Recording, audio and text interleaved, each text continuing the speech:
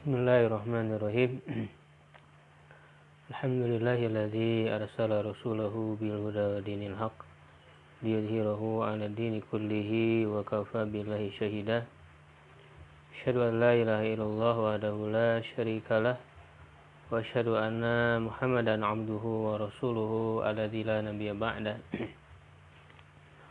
Wa usalli wa usallimu ala sayyidil awwalin wal akhirin Nabiyina Muhammadin wa ala alihi wa ashabihi wa man ihtada bihadihi wa sanna bisunnatihi la yaumiddin, amma ba'du. Alhamdulillah ikhwah sekalian, kita kembali berjumpa dalam kajian rutin. Di kesempatan kali ini insyaallah kita akan melanjutkan pembahasan ilmu ushul fikih. Kita melanjutkan yang sebelumnya sudah kita bahas, ya. Sudah ada 24 pertemuan yang kita kaji dari kitab Taisir, ya, Ilmi Ushulil Fiqhi, ya, karya Dr. Abdullah bin Yusuf Al-Judai, di mana sebelumnya sudah direncanakan insyaallah ini akan mudah-mudahan bisa ditamatkan dalam 50 sesi, ya, 50 pertemuan. Dan cukup dalam satu pertemuannya cukup banyak sebetulnya, dan ini juga sambil kita melatih membaca langsung, ya, kepada kitabnya. Jadi sekarang masih di pembahasan tentang kias, ya. Pembahasan akhir, ya, dimana sebelumnya sudah kita bahas tentang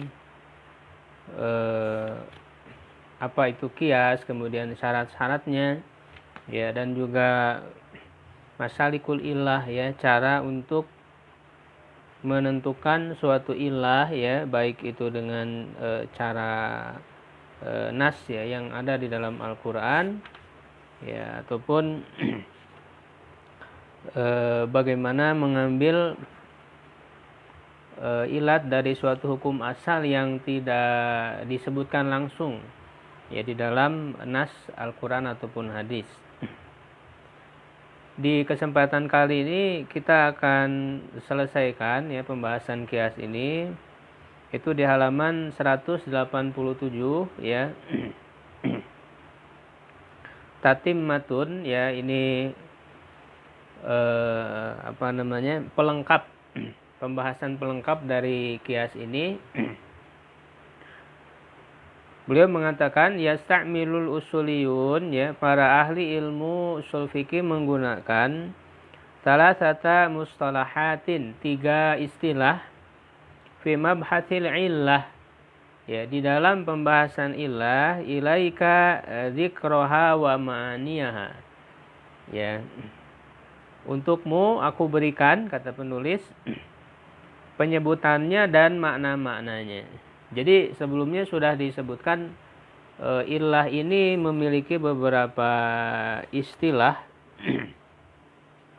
ya, yang yaitu baik dia itu disebut dengan sabab, ya, dengan sabab, kemudian juga disebut dengan al-manat, ya, disebut dengan al-manat, atau juga disebut dengan al-amarah, ya. Jadi ada 3 istilah. Nah, berkaitan di dalam pelaksanaan, ya, ataupun penerapan dari kias ini yang harus ada illah, ya. Nah, ada 3 istilah yang harus kita ketahui yang digunakan oleh para ulama, ya. 3 istilah ini menggunakan istilah manat, ya, dan manat ini maknanya adalah illah. Manat ini maknanya adalah illah. Yang pertama adalah tankihul manat, ya, tankih al-manat. Apa maknanya tankih lugatan? Tankih itu menurut bahasa at-tamyiz, Ya, tamyiz membedakan, ya, wa tahdzib dan memilih, ya.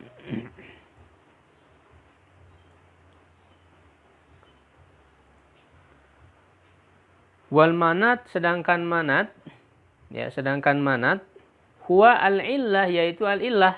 Ya, jadi manat itu maknanya sama dengan al-illah. Ya. Fatankihul manat, maka tankihul manat itu huwa maknanya adalah tahdzibul illah. Ya, menyeleksi, ya, memilih illah mimma aliqa biha minal awsab, ya, yang sesuai dari sifat-sifat allati la madkhala laha, yang tidak masuk, ya, fil illiyah, ya, di dalam atau menjadi ilah, ya. Jadi tankih ini maknanya adalah menghilangkan sifat-sifat yang lain yang tidak termasuk ilah, ya, lalu kemudian memilih mana yang cocok sebagai ilah. Ya, kita bisa lihat contohnya, ya. Wa hadza min mawaridi ikhtilafil fuqaha'i, dan ini termasuk sumber perbedaan para ulama, ya. Falau akhadta laha suratan hakikiyatan, ya, kalau kamu mengambil satu gambaran yang hakiki, yang nyata, biqissatil muwaqi imra'atahu fi nahari Ramadan, ya, pada kisah orang yang menggauli istrinya pada siang hari Ramadan. Fa inna minal awsaf annahu kana rajulan. Nah, jadi itu kan ada kisah seorang laki-laki yang menggauli istrinya di siang hari Ramadan, ya, tentu itu membatalkan puasanya. Ya, lalu kemudian diberikan hukum kifarat, dia harus membayar kifarat, ya. Nah, ilat dari hukum ini apa? Alasan dari diberlakukannya hukum kifarat ini apa? Maka para ulama memahami, ya, menggali alasan, ya, dari hukum ini, maka dicarilah sifat-sifat yang ada padanya. Ya, fa inna minal di antara sifat yang ada padanya, ya, yaitu karena dia seorang laki-laki. Misalnya dia seorang laki-laki, ya, suaminya yang menggauli istrinya. Pertama, sifatnya dia laki-laki. Wa annahu arabiyun, ya, yang kedua dia seorang Arabi, seorang Arab gunung. Wa annahu fakir, yang ketiga sifatnya dia itu seorang yang fakir. Wa annahu aftara, ya, dan bahwasanya dia itu berbuka, ya, dengan gauli itu berarti dia berbuka puasa, ya. Wa annahu jama'a, dan yang kelima, ya, sifatnya itu karena memang dia menggauli. Dia menggauli istrinya, berjima, ya. Fastub'idati jami'ul awsab, ya, maka dijauhkanlah, ya, dihilangkan seluruh sifat-sifat itu, illa annahu abtar. Nah, di sini perbedaan pendapat para ulama dari memahami ilat dari hukum ini. Ya, menurut Al-Hanafiyah wal Malikiyah, ya, fa'allaku bihil kafaro, memahami dari apa yang dilakukan oleh seorang ini, ya, yang menggauli istrinya ini, diambil ilahnya karena memang dia berbuka. Ilahnya adalah karena dia berbuka, sehingga diberlakukanlah kifarat, ya, kafaro. Faqalu, maka mereka menyimpulkan kalau ilatnya seperti itu, ya, man aftara muta'ammidan fi nahari Ramadan, ya, siapa yang berbuka dengan sengaja pada siang hari Ramadan, bijima'in. Nah, oleh karena itu, karena ilatnya berbuka, yang namanya berbuka tidak hanya jima berarti. Dengan makan, minum juga sama berbuka. Ya, gitu. Bijima'in au aklin, atau karena dia makan, au syurbin atau dia minum, fa alaihil kafarah. Ya, maka dia harus membayar kifarat. Ya. Nah, itu menurut mazhab Hanafi dan Maliki. Ya. Wa hadza Syafi'iyatu wal Hanabila, sedangkan mazhab Syafi'i dan Hanbali yang membuang jami'al awsaf, ya seluruh sifat-sifat itu, illa ya annahu jama'. Ya, kecuali sifat bahwa dia itu berjima, dia itu menggauli istrinya. Ya. Nah, jadi ini perbedaan kalau mazhab Syafi'i dan Hanbali, ya itu mengambil sifat yang dijadikan ilahnya itu karena berjimanya, bukan karena berbukanya. Sehingga bagaimana kesimpulannya, hasilnya tentu akan berbeda dalam menerapkan hukum ini. Fa'allaqul kafara bil jima'i khosotan.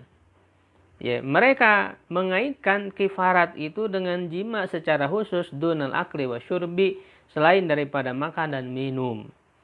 Ya, berarti menurut Syafi'i dan Hanbali, orang yang berjima di siang hari Ramadan, dia mendapatkan berlaku untuk membayar kifarat, ya sebagaimana disebutkan oleh Nabi.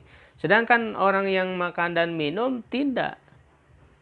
Karena dalam hadis ini ya ditetapkan ilatnya adalah karena berjimanya, bukan karena berbukanya. Nah, ini adalah bagaimana tankihul manat. Ya. Membuang sifat-sifat yang tidak cocok untuk jadi ilat, lalu kemudian ditetapkanlah ilatnya. Yang kedua, istilah yang kedua takhrijul manat, ya, mengeluarkan ilat, ya. Wa istikhrajul illah, mengeluarkan ilat, ai istinbatuha, mengistinbatnya bi tariqis sabri wat taqsim, dengan cara sabar. Nah, ini sudah dibahas ya sebelumnya, sabar dan taksim, ya. Taksim itu artinya sebenarnya masih sama sih maknanya, yaitu meneliti sifat-sifat yang mengumpulkan. Taksim di sini mengumpulkan sifat-sifat yang ada pada hukum asal itu, lalu kemudian memilihnya mana sifat yang sesuai. Hina la yadullu 'alaiha dalil. Nah, jadi kalau tahrij ini, tahrijul manat, lebih khusus memahami ilat, ya, dari yang tidak disebutkan secara jelas oleh nas Al-Qur'an atau hadis. Ya, di mana di pembahasan sebelumnya sudah dibahas bahwa cara, ya, masalikul illah, cara mendapatkan, mengetahui ilah itu, yang pertama adalah dari nas Al-Quran dan hadis itu sendiri yang ada. Misalnya ada yang secara qat'i menunjukkan ilah, seperti kata li'alla ataupun min ajli, ya. Ada juga yang zonni, tidak qat'i, hanya untuk ilah saja, seperti huruf lam, huruf ba, gitu ya. Huruf inna, ya. Nah, sedangkan ini adalah yang tidak disebutkan secara jelas, ya, dengan sabar dan taksim. Wa inna ma yastafidu hal faqihu bi tariqin nazar, ya, hanyalah seorang faqih, ya, mengambilnya dengan cara pengamatan, pemikiran, ya. Yang ketiga, tahqiqul manat. Huwa nadharul faqih fi tahaqquqil illah, yaitu seorang faqih melihat, ya, berlakunya ilah fil far'i, di dalam furu', ya, di dalam cabangnya, ya, au adami tahaqquqiha, ataukah tidak berlaku, ya. Jadi ketika sudah diketahui ilahnya apa suatu hukum itu, lalu sekarang mau diterapkan kepada hal yang furu', yang far'unnya, yang cabangnya, artinya yang tidak ada di dalam nasnya. Jadi kasus yang baru. Ketika mau diterapkan itu, apakah cocok atau tidak diterapkan kepada kasus tersebut? Ya, ini disebut istilahnya tahqiqul manat.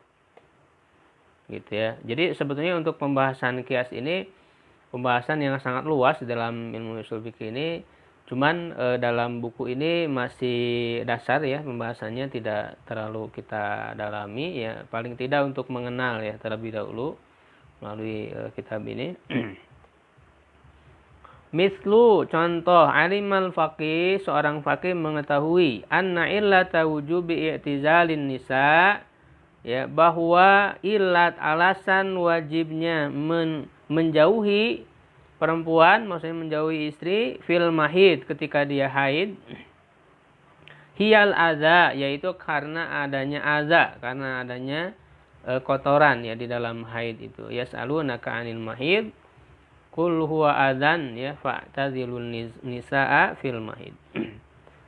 Fayanzuru hal tujad hadhil illah, maka seorang faqih itu melihat, ahli fikih itu melihat apakah ilah itu ada fin nifas, di dalam nifas, wa ityani maudi'id dubur, dan mendatangi, mohon maaf ya, ini tempat dubur, amla ataukah tidak. Fa in wujidat fi hadzainil far'ain, ya, kalau ada di dalam dua far'un ini, dalam dua cabang ini, sahhalahu ta'diyatu hukmi wujubil i'tizal, maka benarlah ya menerapkan ya ilat ini pada hukum ini, maksudnya menerapkan hukum menjauhi atau wajibnya menjauhi perempuan tersebut, wa illa fala, ya, kalau jika tidak maka tidak, ya. Jika tidak ada ya ilat tersebut di dalam dua hal yang tidak disebutkan ini, di dalam ketika dia nifas, ya, kalau mendatangi dari dubur kan tentu itu diharamkan ya di dalam hadis. Ya, ketika nifas apakah sama ataukah tidak dengan haid? Ya. Karena memang ilatnya adalah adza. Ya, kul huwa adzan, karena itu adalah kotoran. Nah, di dalam nifas itu ada tidak adza tersebut? Ya, kalau ada ya berarti hukumnya juga sama. Ya, tidak boleh menggauli ya istri pada saat nifas sebagaimana ketika dia haid. Ya, dan ini memang dalam banyak ini antara nifas dan haid ini banyak disamakan hukumnya, ya.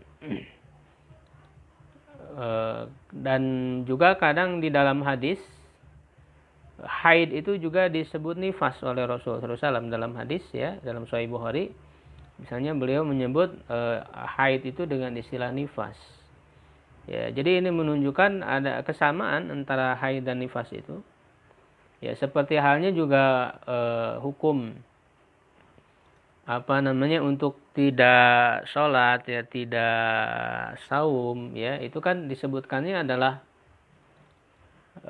haid kan di dalam hadis, ya, alaisal mar'atu idza hadat ya lam tusalli wa lam tasum, ya, kata Aisyah melalui hadis Aisyah, bukankah seorang perempuan apabila haid dia tidak sholat dan tidak saum? Ya, nah maka ini juga diterapkan kepada nifas. Karena dikiaskan antara nifas dan haid. Jadi dalam banyak hukum itu disamakan antara nifas dan haid itu ya. Tanbih ya, peringatan atau catatan. Alim ta'anna mabnal qiyas, ya, kamu mengetahui bahwa bangunan kias ya, dibangunnya kias itu ala ishtirakil far'i ma'al asli, ya, di atas kesamaan ya antara cabang dan asalnya, ya, antara cabang kasus yang baru yang mau kita tentukan hukumnya, yang kita terapkan ilah padanya ya, dengan hukum asal yang disebutkan di dalam nas ya. Fil illati, ya, kesamaannya dalam apa? Dalam ilahnya. Wa hadza huwal qiyas alladzi istama'at awsafuhu, dan inilah qiyas yang berkumpul sifat-sifatnya ala ma taqaddama bayanuhu, yang telah terdahulu penjelasannya, fa huwal qiyasus sahih, maka itu adalah qiyas yang benar. Ghairu annahu jadirun bik, ya, hanya saja ya layak untukmu anta'lama, untuk mengetahui, anna musammal qiyas, bahwa yang dinamakan dengan qiyas qad atlaqahu katsirun minal ulama, ya, sungguh telah digunakan oleh kebanyakan para ulama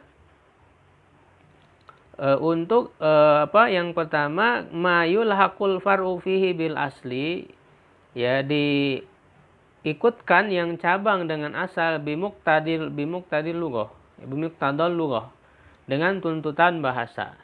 Wala yatawaqqafu ala istinbat, ya, hal ini tidak memerlukan kepada istinbat. Wa huwa nau'an, ini ada dua macam. Ya.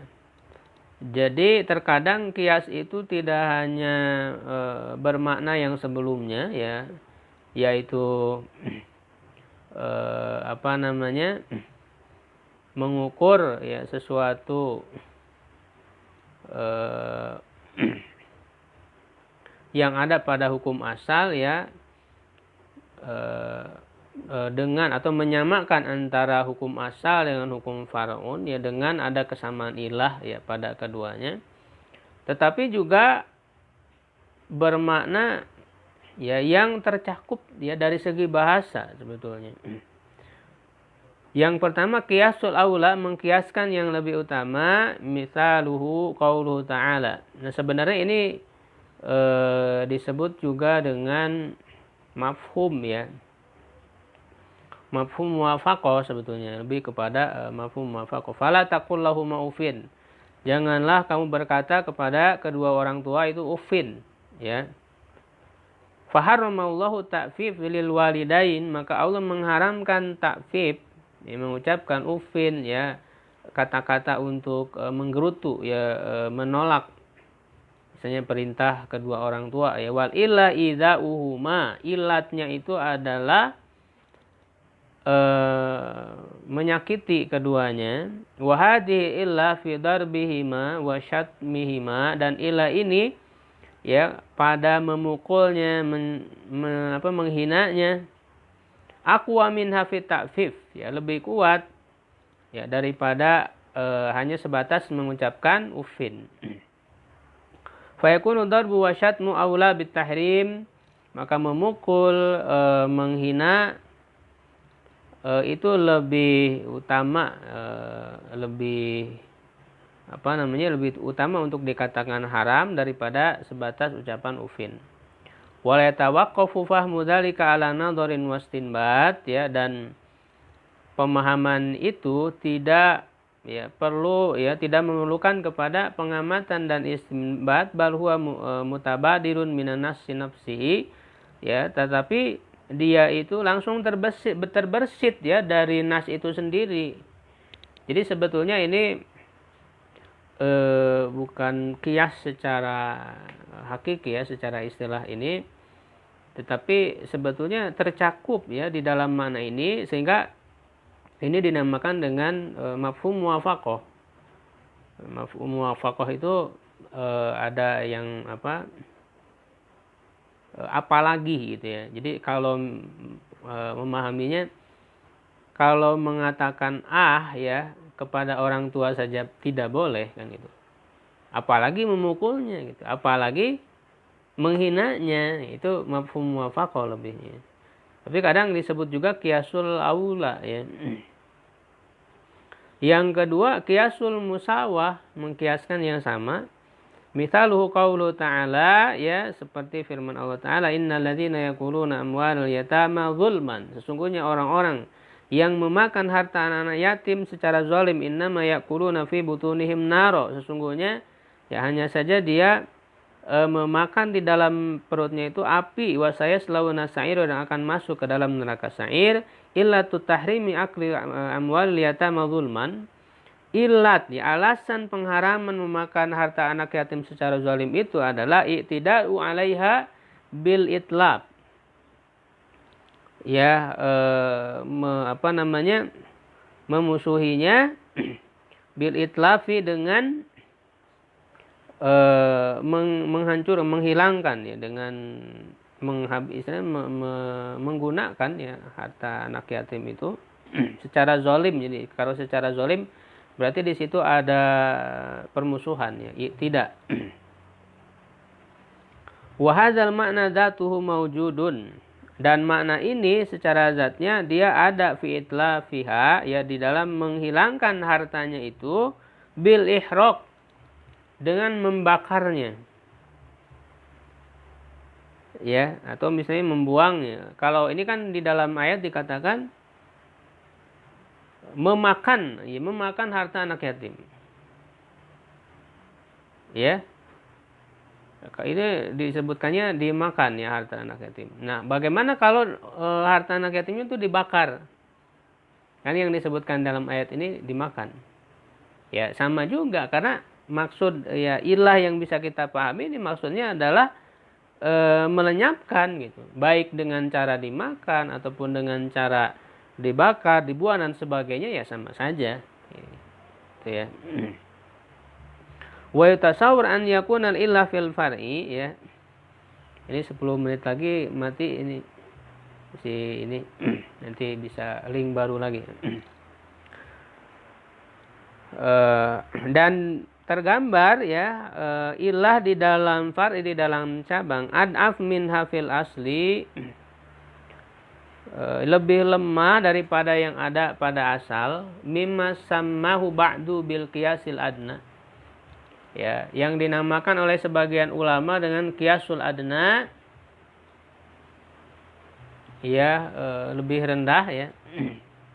Lakin layan bagi tasihu hadhihi surah minal qiyas, tetapi tidak layak ya membenarkan gambaran ini dari qiyas, li'anna dha'fal illah, karena lemahnya ilat fil far'i, di dalam cabang, yakni takhallufa ba'di ma'aniha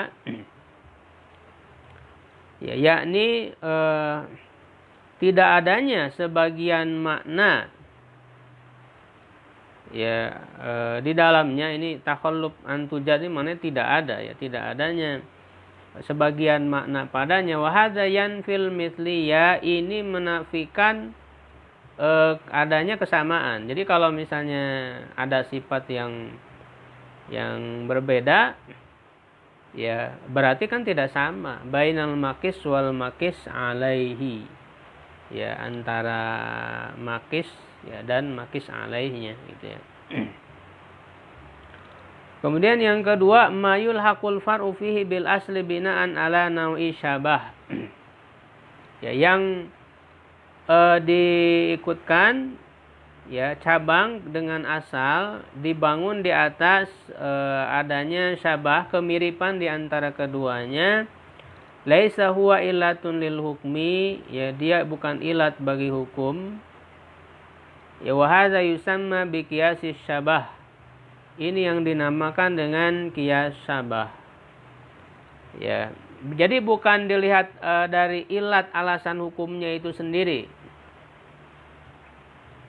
ya, tetapi ada kesamaan ya. Contohnya mimma yumatsilu lahu bihi, di antara contohnya adalah man yadhhabu ilaihi ya, ulama yang berpendapat qiyasul wudu ala shalah fit tartibi wal mualat, mengkiaskan wudu terhadap salat ya di dalam tertibnya ya, di dalam tertibnya, melakukannya secara tersusun ya, apa dulu ya, lalu apa gitu, secara tertib berurutan ya. Wal mualat, mualat itu artinya dilakukannya dengan tanpa jeda, secara bersambung ya, menyambung, tidak ada jeda. Bijami'i kaunihima ibadatan tabdulu bil hadat ya, dengan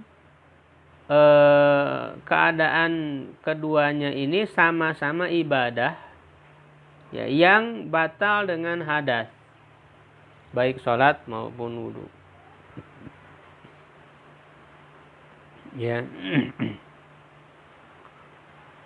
Wa min amsilatihim lahu, di antara contoh ya yang mereka sebutkan, al-abdul mamluk, seorang hamba sahaya. Lau atlafa syai'an fahal alaihi dhamanun amla. Ya, jadi qiyas syabah ini sebetulnya tidak terkait dengan ilahnya, tapi dilihat dari segi kemiripan dengan apa ya. Ya, makanya ini juga dikenal dengan salah satu cara ya, namanya cara qiyas, yaitu qiyas syabah ini. Ya, jadi kalau seorang hamba sahaya ini merusak sesuatu, ya, apakah dia itu harus mengganti atau tidak? Wa taradudu fihi hasilun min jihati biman yulhaq. Ya.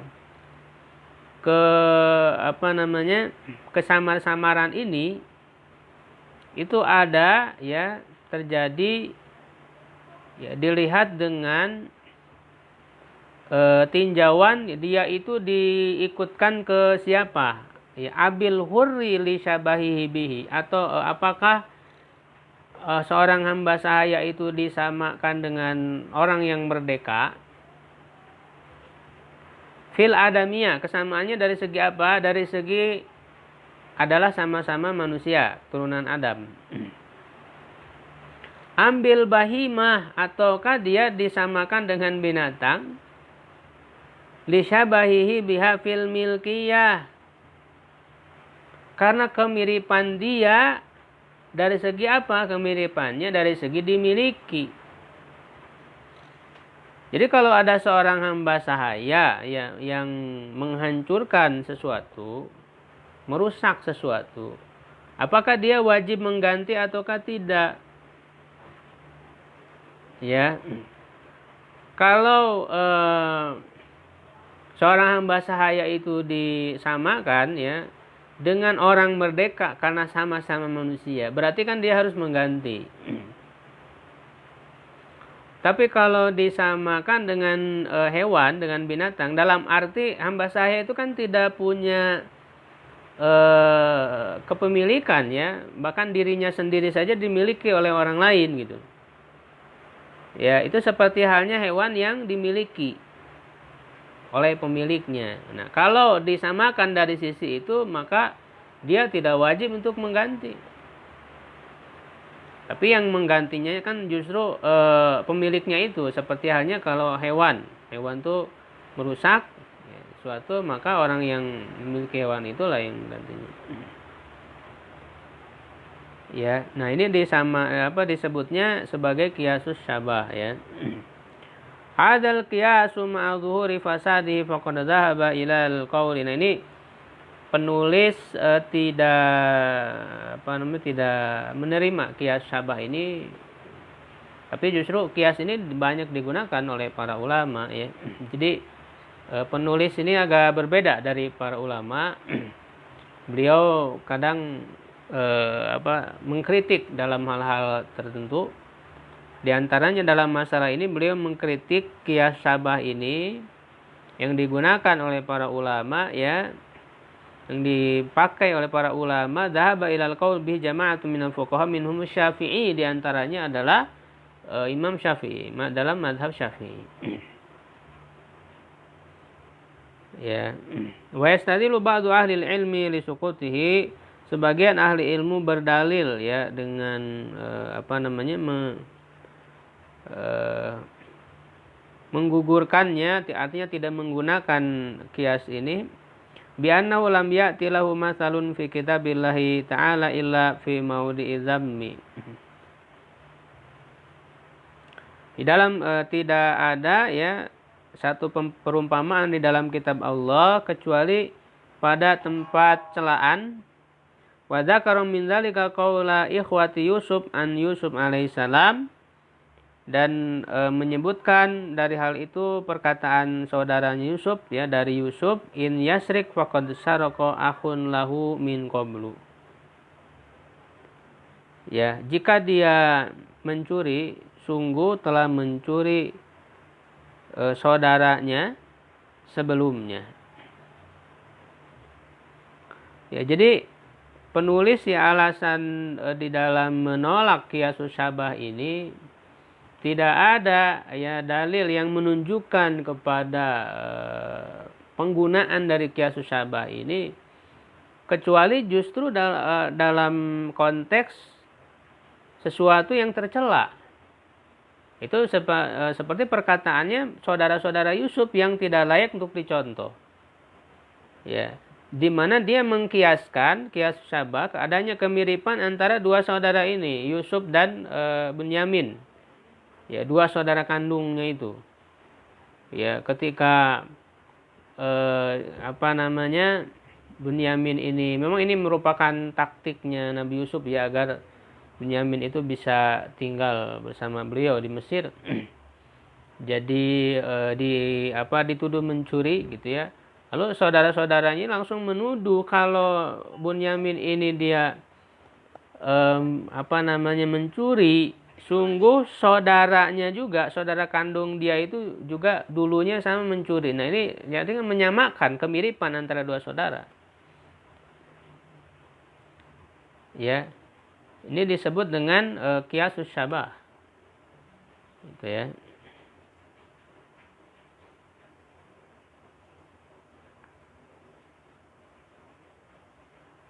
Di dalam surat Yusuf ya ayat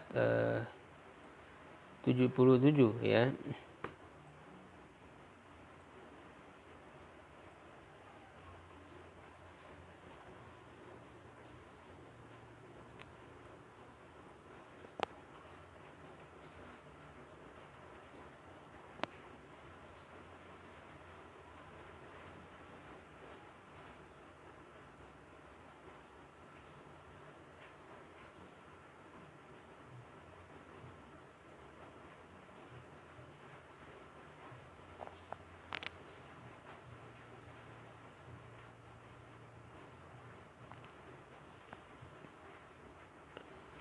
Wa qawluhu ta'ala ya, dan firman Allah Ta'ala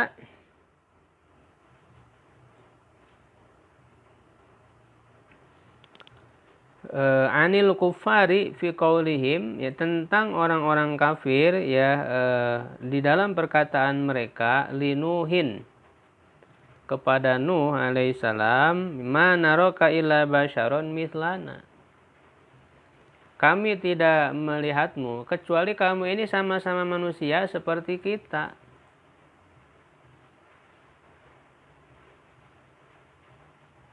Ya.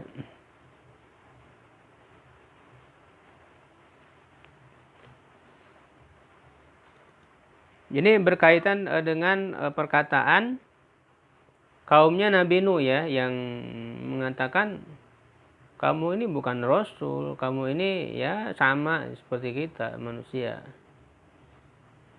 Jadi penulis beranggapan qiyasus syabah ini tidak kuat dalilnya ya, walaupun sebetulnya para ulama justru menggunakan, dan memang kuat dalil para ulama itu menggunakan qiyasus syabah ini ya.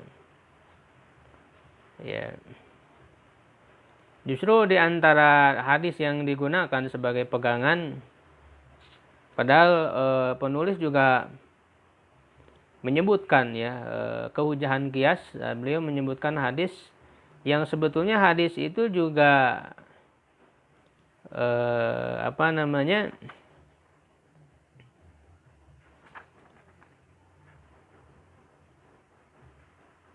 tidak disebutkan ya oleh beliau. Ada hadis ketika ditanya ada anaknya yang berbeda gitu ya. Ada sahabat ya anaknya yang berbeda daripada saudara yang lain, lalu Rasul bertanya bagaimana dengan anak dari unta gitu ya, kan ada juga yang berbeda. Jadi sebetulnya lebih mirip dengan qiyasus syabah ya. Rasul itu menggunakan menerapkan qiyasus syabah di dalam contoh itu, dan hadis ini tidak disebutkan oleh penulis di dalam kehujahan qiyas. Makanya jelas beliau menolak qiyasus syabah. Ya, jadi memang dari kitab ini makanya kita bahas ya, saya bahas ada beberapa hal yang sebetulnya tidak sama ya dengan kebanyakan ulama, dan beliau mengkritik ya pada hal tertentu, dan juga kita bisa jawab lagi ya kritik-kritiknya di dalam buku beliau ini. Ya, jadi memang saya mengambil sisi positif ya dari kitab ini, di mana beliau menuliskan berdasarkan penyusunan yang dilakukan oleh ulama-ulama kontemporer ya, yang menggabungkan dari berbagai metode ya, lalu kemudian mentarjih ya, seperti makanya beliau banyak berpegang kepada ke kitab misalnya Syekh Abdul Karim Zaidan ya, Al-Wajiz fi Ushulil Fiqh, juga Syekh Abdul Wahhab Khalaf. Nah, jadi ini karena dari segi ringkasnya ya, walaupun sebetulnya mencakup permasalahan-permasalahan inti dalam ilmu ushul fikih ini. Ya, tapi ada pandangan-pandangan beliau yang agak berbeda ya, perlu kita teliti kembali. Ya, misalnya yang dulu ya sudah lewat pembahasan, beliau menganggap bahwa, dan ini kesimpulan yang sangat berbeda dari para ulama ya, menganggap bersentuhan antara laki-laki dan perempuan yang bukan mahram itu, kata beliau makruh ya, tidak haram. Nah, ini sudah kita jawab ya, apa namanya, kesimpulan yang kurang tepat ya dari beliau itu. Jadi tidak sepenuhnya ketika kita mengkaji kitab, tidak sepenuhnya kita mengambil atau menerima seluruhnya, tidak. Perlu ada hal-hal yang memang kurang cocok ya kita kritisi. Ini menunjukkan bahwa kitab yang ditulis oleh para ulama itu ya tidak sempurna. Ya, kesempurnaan itu hanya milik Allah dan hanya ada pada Al-Quran sebagai kitabnya. Sehingga para ulama mengatakan aballahul isma illa fi kitabih. Allah tidak menghendaki adanya kesempurnaan kecuali di dalam kitabnya. Kemudian kita masuk ke pembahasan yang berikutnya, yang terakhir ya, yaitu tentang kehujahan qiyas, hujiyatul qiyas. Jumhurul ulama'i ala annal qiyasa idza istajma'a arkanahu wa syurutahu. Mayoritas para ulama, kalau tapi beliau sendiri menerima ya qiyas ini, hanya dari qiyas syabah ya yang beliau tadi tolak tadi itu. Apabila terkumpul ya, tercakup rukun-rukun dan syarat-syaratnya atau terpenuhi, fahuwa hujjatun syar'iyyah, dia adalah hujjah syar'iyyah, li'itsbatil ahkam, untuk menetapkan hukum-hukum fi ma la nassa fihi minal waqa'i, ya pada hal-hal yang tidak ada nasnya di dalam realita, di dalam kasus-kasus. Wa huwa min abrazi masalikil ijtihad, dia adalah cara ijtihad yang paling menonjol, wa al-saqiha bin nusus, dan yang paling apa namanya, terikat ya, yang paling melekat dengan nas-nas, haitsu yalzamu fihi husulul muwafaqah lin-nassi, di mana adanya kemestian, yalzamu fi husulul muwafaqah, terjadinya kesesuaian lin-nassi dengan nas bil istiraki bainal asli, karena ya bergabungnya, berkumpulnya, ada kesamaannya antara bainal asli wal fari bimakna sahih, ya antara asal dan cabang ya dengan makna yang benar. Ya, dan memang penggunaan qiyas ini sangat luas sekali ya di dalam syariat, di dalam menentukan hukum syariat ya, karena kalau tidak ada qiyas ini akan banyak hukum-hukum syariat yang terbengkalai gitu ya, kalau tanpa adanya qiyas. Ya, karena kata para ulama, an-nususu mahsurah, nas-nas itu ya Al-Quran dan juga hadis-hadis Nabi sallallahu alaihi wasallam itu kan terbatas. Sedangkan al-waqa'i ghairu mahsurah. Realita-realita yang terjadi, kasus-kasus baru yang terjadi itu tidak terbatas. Ya, terus muncul hal-hal yang baru. Nah, bagaimana untuk menerapkan ya dari nas-nas itu kepada kasus-kasus baru? Ya, kalau tanpa adanya qiyas ini. Wa wujuhul istidlal limadhabil jumhuri laisa fiha ma huwa sharihun fil kitabi wa sunnati bi an ja'al qiyas hujjatun fid din. Ya.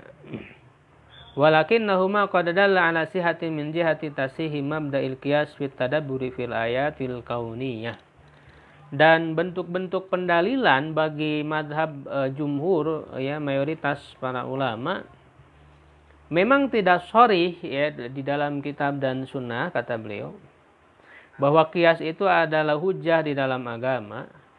Tetapi ya Al-Quran dan Sunnah itu ya secara sahih ya dari sisi ya pengabsahan terhadap prinsip qiyas itu sendiri. Dari sisi prinsipnya di dalam mentadaburi ayat-ayat kauniyah wal amri bi akhdil ibrah, dan perintah untuk mengambil ibrah min ahwadil umam di kitabillahi ta'ala.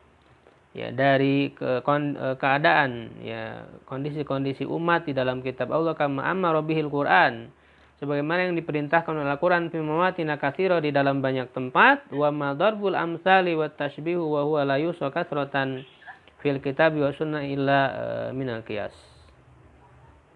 Ya. Ya, jadi sebagaimana diperintahkan oleh Al-Quran dalam banyak tempat, dan Al-Quran membuat perumpamaan dan permisalan yang banyak di dalam Al-Quran. Jadi Al-Quran kan membuat banyak perumpamaan ya, agar kita memikirkan mengambil ibrah darinya.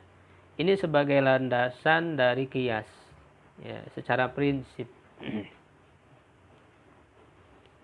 Ya, maka fa'tabiru ya ulil absar misalnya. Ya, ambillah pelajaran. Jadi setiap menceritakan kisah-kisah perumpamaan, Allah menyuruh kita untuk mengambil ibrah darinya. Itu merupakan prinsip dasar dari qiyas. Wa abyanu tilkal istidlalat makana yaqau min sayyidil mujtahidin sallallahu alaihi wasallam min istimalil qiyas bi katsirin minal hawadits. Dan yang lebih jelas dari istidlal itu ya, dalil-dalil itu adalah apa yang terjadi ya dari atau yang dilakukan oleh Nabi sallallahu alaihi wasallam sebagai penghulu dari para ahli ijtihad dari penggunaan qiyas dalam banyak kasus ya, dalam banyak peristiwa. Di antaranya yang pertama hadis Abi Dzar ya radhiyallahu anhu, wa qadzakara Nabi sallallahu alaihi wasallam qaulahu wa fi bud'i ahadikum shadaqah. Qalu ya Rasulullah ayati ahaduna syahwatahu wa yakunu lahu fiha ajrun. Ya, di dalam apa itu?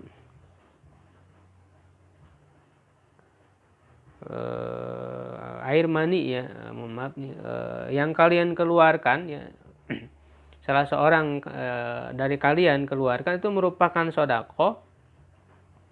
Lalu para sahabat bertanya, wahai Rasulullah, apakah salah seorang dari kami itu melampiaskan syahwatnya, apakah itu mengandung pahala? Ya, kata beliau, ara'aitum law wada'aha fi haramin akan alaiha fiha wizrun. Ya, apakah kalian tidak memperhatikan, tidak melihat? Kalau dia meletakkannya, menyalurkannya pada sesuatu yang haram, bukankah itu ada dosa di sana? Fakadzalika idza wada'a fi halal kana lahu ajran. Begitu juga kalau dia menyalurkannya pada yang halal, syahwatnya itu, ya itu juga mendapatkan pahala. Ini adalah satu bentuk qiyas ya, yang dilakukan oleh Nabi Shallallahu Alaihi Wasallam. Jadi memang secara prinsip hukum-hukum syariat baik tadi dari Al-Quran dengan ibrah yang lebih umum, termasuk di dalam hadis yang lebih spesifik ya di dalam penggunaannya ini. Jadi banyak hukum syariat yang dibangun berdasarkan gaya-gaya kias ya dilakukan oleh Nabi Shallallahu Alaihi Wasallam. Hadis yang kedua dari Abdullah bin Abbas, ya, dia berkata, seorang perempuan datang kepada Rasulullah bertanya, wahai Rasulullah, inna ummi matat wa 'alaiha shaumu nadhrin, apa asumu anha? Ya, ibuku ini meninggal dan dia punya saum nazar, apakah aku saum ya mengganti saumnya? Nah, lalu Rasul menjawab, ara'aiti law kana 'ala ummiki dainun ya faqadaitihi akana yu'addi dzalika anha, qalat na'am, qala fasumi an ummiki, wa fi riwayatin fadainullahi ahqu an yuqda, akhrajahu Muslim. Beliau menjawabnya dengan cara kias. Ya, kata beliau, apakah ya kalau ibumu itu punya hutang, kamu akan membayarkannya? Ya, kata perempuan itu, iya. Ya, maka kata Nabi, ya udah saum atas ibumu, karena hutang Allah itu lebih berhak untuk dibayar. Kalau manusia aja harus dibayar, kata beliau. Cuma ini perlu pengkajian lagi di dalam masalah ini, karena memang terkait dengan orang yang sudah meninggal ya, sudah selesai beramalnya itu, tidak ada lagi kewajibannya bagi dia. Ini merupakan wilayah pembahasan fikih yang cukup panjang. Jadi intinya dari hadis ini secara ini sahih ya, bisa diambil kehujahan kias ini ya sebagai landasannya. Wa ma hadza minhu sallallahu alaihi wasallam illa iqrar, ya, tidak ada lain dari hadis Nabi ini kecuali adalah satu bentuk pernyataan ya, persetujuan dari Nabi terhadap prinsip kias ini. Wa annahu laisa bi kharijin min qawanini syariah, bahwa kias itu bukan sesuatu yang keluar dari qanun, dari aturan-aturan syariat. Bal huwa minha, bahkan dia termasuk darinya, termasuk syariat. Wa bihi tustafadu ahkamul hawadis allati la nasafiha, dan dengan kias itulah ya disimpulkan ya, diambil hukum-hukum kasus-kasus baru yang tidak ada nasnya. Wal muta'ammim fi ijtihadati salaf min as-sahabah faman ba'dahum yajiduhum yasta'miluna al-qiyasa fi waqa'i'a katsira. Dan orang yang memperhatikan dalam istihad ulama terdahulu ya, dari sahabat dan setelahnya tabi'in, tabi'ut tabi'in, para imam mazhab ya, para ulama-ulama fikih, maka dia akan mendapati mereka menggunakan kias dalam banyak kasus. Wa haitsu annal waqa'i'a la tatanaha fa innal ummah ya satabqa fi hajatin ila ajwibatin mustajaddatiha ya mimma lam yarid bihin nassu. Ya, di mana peristiwa-peristiwa itu ya tidak pernah habis, akan terus ada permasalahan baru yang belum muncul sebelumnya. Karena umat ini akan terus membutuhkan jawaban-jawaban yang baru, hukum-hukum yang baru. Ini bukan berarti wahyu yang Allah turunkan itu tidak sempurna, tidak. Wahyu yang Allah turunkan, Al-Quran dan juga Sunnah, itu adalah sempurna, lengkap ya, al-yawma akmaltu lakum. Cuman dari Al-Quran dan hadis itu kan tidak semuanya qat'i, ya, ada yang zonni. Ya, nah yang zonni ini adalah salah satunya hukum-hukum itu bisa disingkap. Jadi para ulama itu bukan berarti membuat hukum yang baru, bukan. Ya, tetapi hanya saja mereka itu menyingkap hukum yang tersembunyi ya dengan landasan Al-Quran dan Sunnah. Karena memang kias ini juga jelas landasannya Al-Quran dan Sunnah. Tidak boleh, makanya sudah dibahas sebelumnya, tidak boleh orang kias itu tanpa ada landasan dari Al-Quran dan Sunnah, tidak boleh. Harus ada asalnya kan gitu. Ada syarat-syarat yang ketat yang sudah kita bahas. Amaman ankarul qiyas min ba'dil ulama, ya adapun orang yang mengingkari, menolak qiyas dari sebagian ulama, fa innahum syanna'u 'alal muhtajjin bihi ghayat at-tashni', ya di mana mereka itu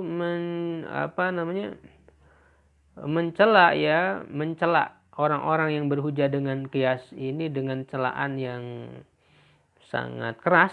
Taratan bi anna hadza minal qawli 'ala Allah wa rasuli bi ghairi ilmin. Kadang-kadang mereka menyebut bahwa qiyas ini merupakan perkataan atas Allah dan Rasulnya tanpa ilmu. Wa taratan an hadza min az-ziyadah fid din. Kadang-kadang mereka juga menyebut ini sebagai tambahan di dalam agama, malam ya'dan bihallah ta'ala wa rasuluh, yang tidak diizinkan oleh Allah dan Rasulnya.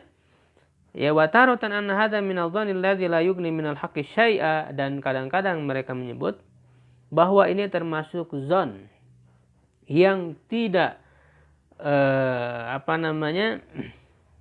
mencukupkan kepada kebenaran sedikit pun.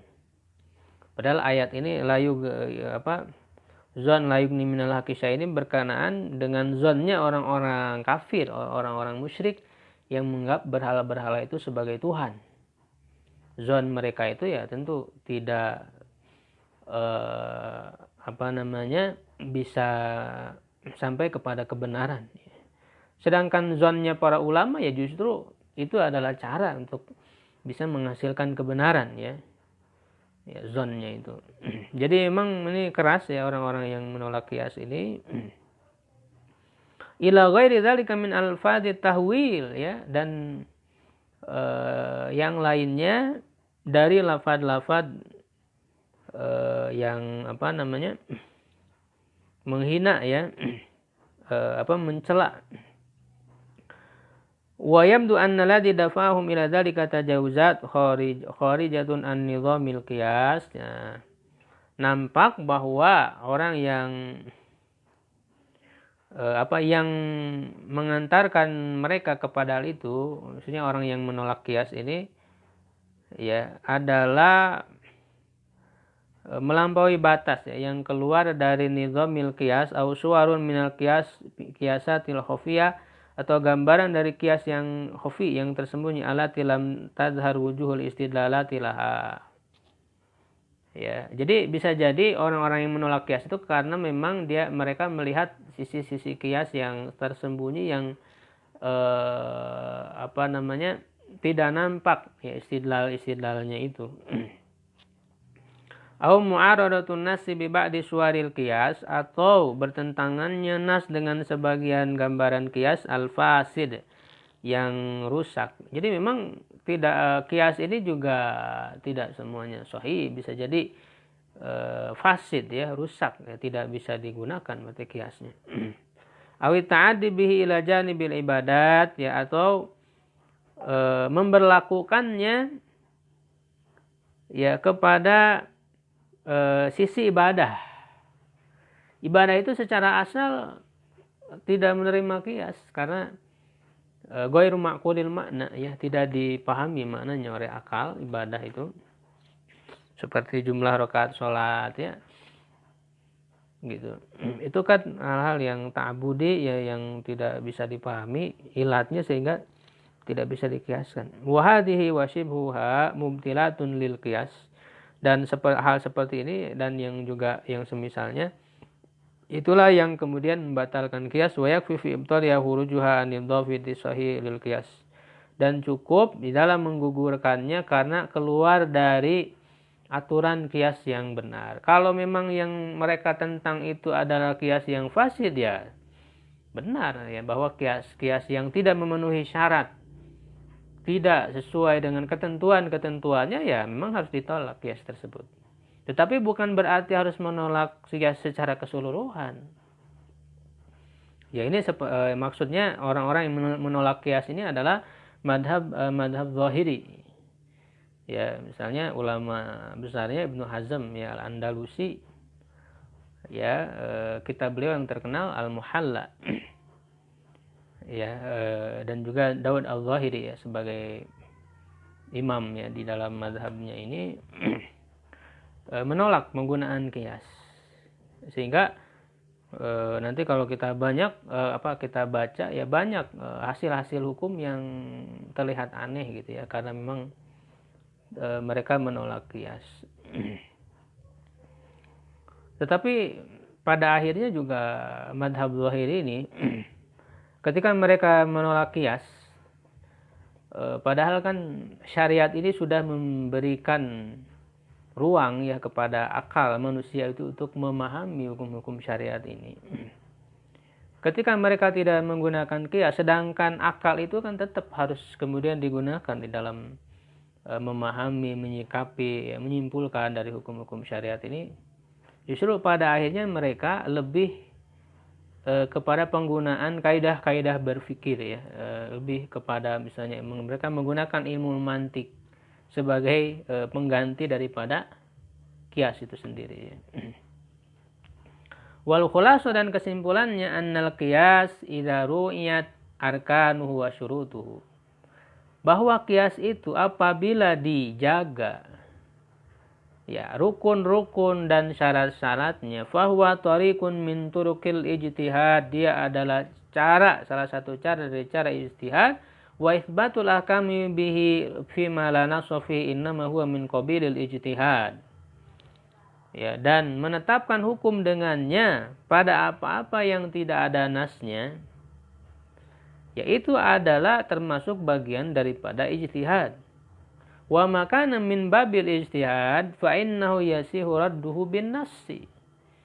Ya, dan apa-apa yang termasuk bab ijtihad, sesungguhnya dia itu dibenarkan untuk ditolak ya dengan adanya nas gitu ya. Kalau memang bertentangan dengan nas ya bisa ditolak.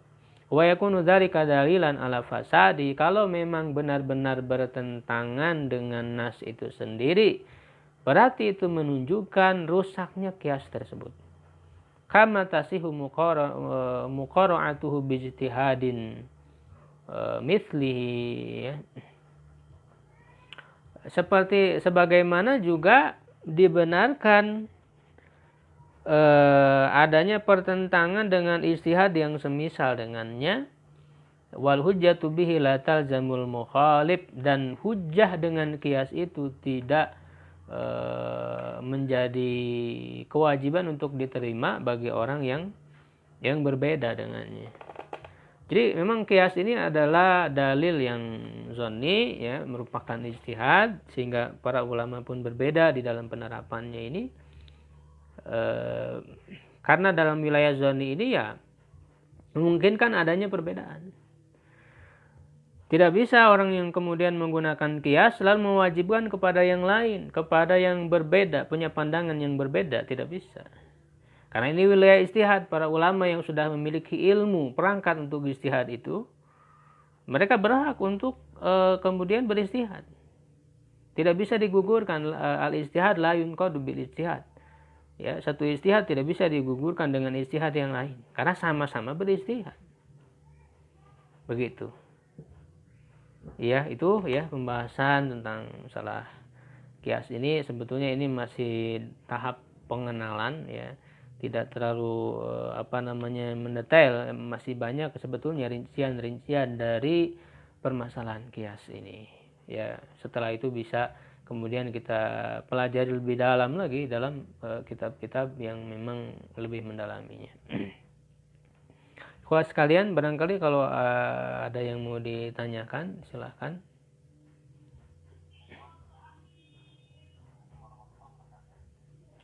Insyaallah.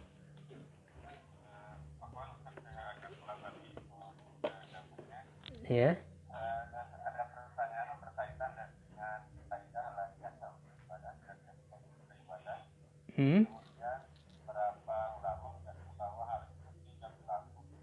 Dalam masalah apa? Kurang jelas. Ada kaidah yang mengatakan la qiyasa fil ibadah. Oh iya. Dalam ibadah. Tapi seperti itu berlaku hanya untuk yang usul, tidak untuk yang contoh untuk kalau baca basmalah itu dikiaskan katanya.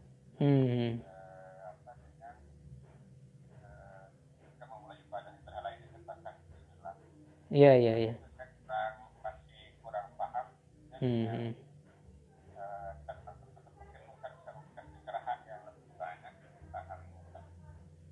Iya, ya. Ya memang yang disepakati oleh para ulama la qiyas fil ibadah. Yang saya tahu ya, itu di dalam di dalam usul ibadahnya, di dalam dasar-dasar ibadahnya. Ya.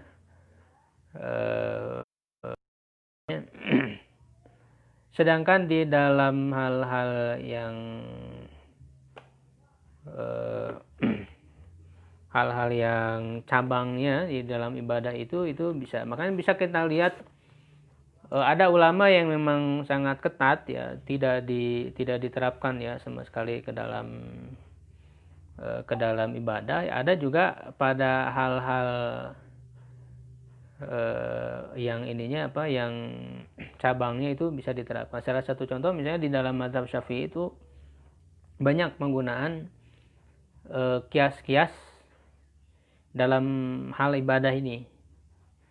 Ya, misalnya dalam mazhab Syafi'i itu jadi memang intinya kias ini diberlakukan pada hal-hal yang bisa dipahami secara akal. Ya, makanya ketika dalam hal ibadah sekalipun dalam hal cabangnya yang bisa dipahami itu bisa disamakan. Salah satu contoh melafadzkan niat di dalam sholat. Melafadzkan niat itu kan dalam mazhab Syafi'i itu sunnah ya. Dianjurkan, dalam arti bukan sunnah yang dicontohkan oleh Nabi.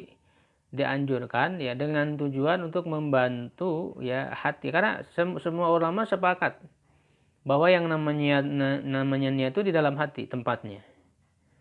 Ya, hanya untuk membantu memantapkan hati itu yaitu dengan cara dilafadzkan. Itu untuk membantu saja.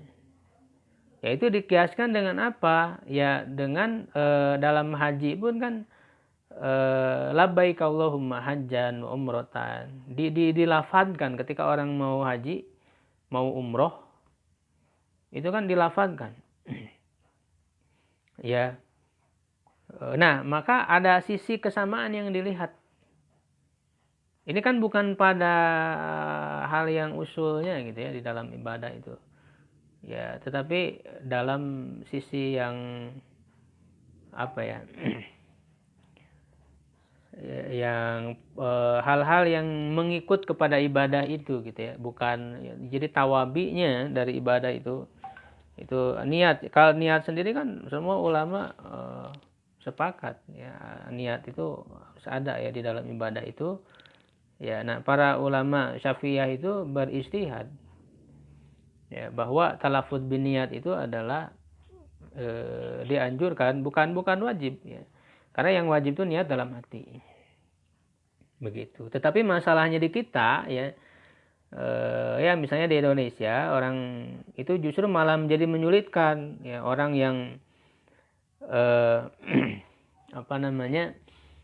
yang sudah sulit untuk belajar ya, dia mau belajar sholat misalnya tapi harus disuruh menghafal dulu ya usolli, itu kan jadi memberatkan, padahal itu tidak disyariatkan oleh Nabi ya. Artinya tidak disebutkan secara ini ya oleh Nabi, itu hanya untuk membantu saja sehingga terasa sulit gitu agama itu.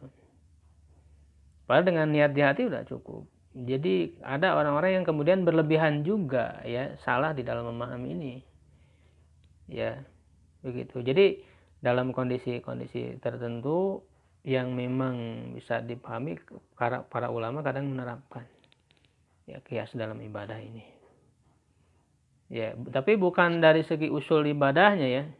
Tidak kemudian adanya suatu ibadah ya secara usulnya dengan qiyas, tidak, tapi hal-hal yang mengikutinya saja ya. Wallahu alam, ini masih kurang jelas, bisa nanti diteliti lagi ya. Kalau masih ada silakan. Bukan Pak, ini usul fikih, kita ngebahas usul fikih. Oh, beda lagi ya? Beda Pak. Oh, beda. Iya. Itu mah fikih, itu mah fikih. Ya, itu mah nanti Jumat insya Allah Pak. Tapi gantian dengan kitab lain. Nah, yang lain barangkali kalau masih ada.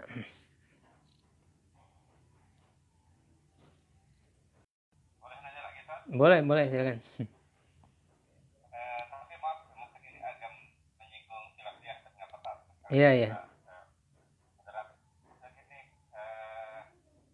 Ada orang yang memberikan pernyataan seseorang mengharapkan zikir secara berbarengan berjamaah, kemudian dia mengatakan ketika saya salam kemudian ada semua baca salam secara berjamaah kan itu tidak haram, saat yang lain dia berjamaah itu haram. Jadi dia berasumsi atau berdalil bahwa ketika mengucapkan salam seorang dijawab secara berjamaah oleh hadirin itu juga termasuk berjamaah. Ketika mengucapkan apa Pak? Mengucapkan salam. Salam, oh iya. Jadi seorang mengucapkan salam sama hadirin secara berbarengan itu kan masuk juga zikir secara berjamaah. Secara berbarengan diperhatikan juga. Dia mengungkapkan hal seperti itu untuk menyanggah mereka yang berpendapat zikir berjamaah itu haram. Iya. Teman-teman salah mengatakan mengharapkan. Apakah gaya penyampaian seperti termasuk kias atau bukan? Termasuk apa? Ya, gaya itu termasuk Kias. Oh, kias. bukan gitu ya. Iya. Kalau yang dia beralasan salam pun menjawab salam pun berjamaah,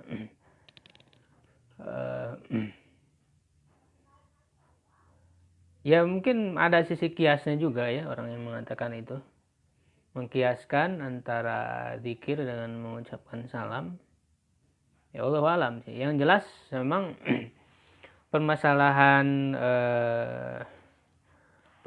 zikir berjamaah ini adalah permasalahan khilafiyah yang masing-masing ulama membangun pemahaman mereka dengan usul-usulnya gitu ya. Kaidah usul-usulnya, cuman karena terbatas waktu ini saya kira tidak membahas secara panjang lebar. Ya, yang jelas ketika ada masalah khilafiyah ini, ketika kita mempelajari satu pendapat ya dengan dasar dan dalilnya, belum berarti bahwa yang berbeda itu secara otomatis salah gitu ya. Kita perlu mempelajari juga dari dalilnya. Karena kebanyakan di Indonesia lah khususnya gitu ya, orang-orang ketika dalam masalah fikih ini kan banyaknya taklid. Taklid itu bukan tidak boleh. Taklid itu boleh bagi orang yang memang tidak mampu lagi dia belajar. Sehingga dia tidak tahu dalilnya, taklid saja begitu. Lalu kemudian timbul sikap fanatik ya. Nah, sebetulnya orang yang ketika mengetahui dalil lalu melihat orang yang berbeda itu hanya sebatas taklid, dianggapnya tidak ada dalilnya. Kadang-kadang begitu. Ya, padahal ya kita pelajari dulu ya, pelajari kalau dalam mazhab misalnya mazhab Syafi'i kan jelas kitab-kitabnya banyak, bisa kita pelajari. Mazhab-mazhab yang lain juga banyak. Ya, nah ketika kita sudah mempelajarinya, bagaimana dalil dari mazhab Syafi'i, dari mazhab Malik, Hanbali, Hanafi seluruhnya.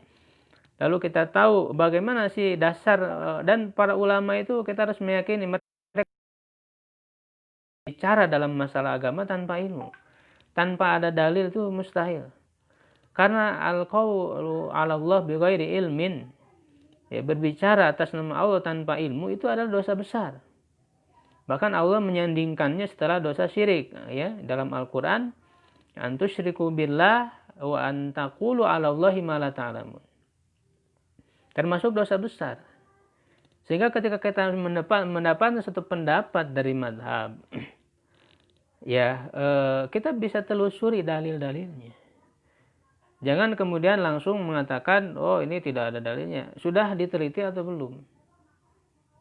Ya, kitab-kitabnya sangat banyak sekali.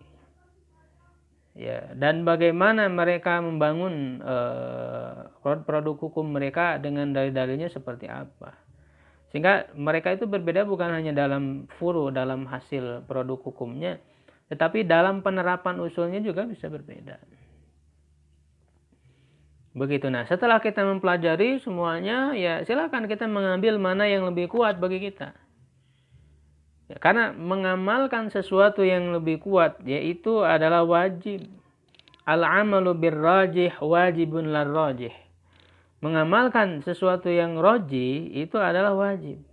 Orang-orang yang misalnya memilih berada mengikut di mazhab Syafi'i, ya berarti mereka menganggap bahwa apa yang dihasilkan oleh mazhab Syafi'i itu adalah rajih. Menurut mazhab Hanafi, Maliki dan yang lain-lainnya itu adalah rajih bagi mereka gitu. Dan ketika misalnya orang yang berada di mazhab sekalipun, ketika kemudian tersingkap bagi dirinya yang rajih yang berbeda dari mazhabnya, maka dia wajib mengikuti yang rajih menurut dirinya itu. Maka tidak sedikit dari para ulama-ulama mazhab itu sendiri yang kemudian berbeda, ya mengambil yang rajih yang berbeda daripada mazhabnya, sehingga dikenal dengan ikhtiaratnya. Misalnya Ibnu Taimiyah dalam mazhab Hanbali itu banyak ikhtiaratnya gitu kan. Dan juga yang lain-lainnya. Jadi perlu kita pelajari terlebih dahulu ya dalam masalah-masalah yang sering kali diperselisihkan di antara kaum muslimin, tetapi kebanyakan mereka membahasnya tidak dengan ilmu. Ya, kebanyakannya itu hanya sebatas fanatik golongan, ya sentimen golongan. Begitu. Tapi kalau orang membahasnya dengan ilmu, ketika sudah jelas ilmunya, kemudian orang memilih mana yang menurut dia lebih kuat, setelah itu selesai saling menghargai, saling menghormati gitu ya, berbesar hati, ya tetap menampakkan sikap-sikap persaudaraan di antara sesama muslimin. Saya kira itu prinsip-prinsip dasarnya. Saya tidak masuk kepada rincian ya dalam masalah ini. Mungkin di lain kali ya bisa kita bahas. Itu saja mungkin ikhwas sekalian ya untuk pertemuan kita dalam kesempatan kali ini. Mudah-mudahan bermanfaat ya. Wallahu a'lam bishawab. Assalamualaikum warahmatullahi wabarakatuh.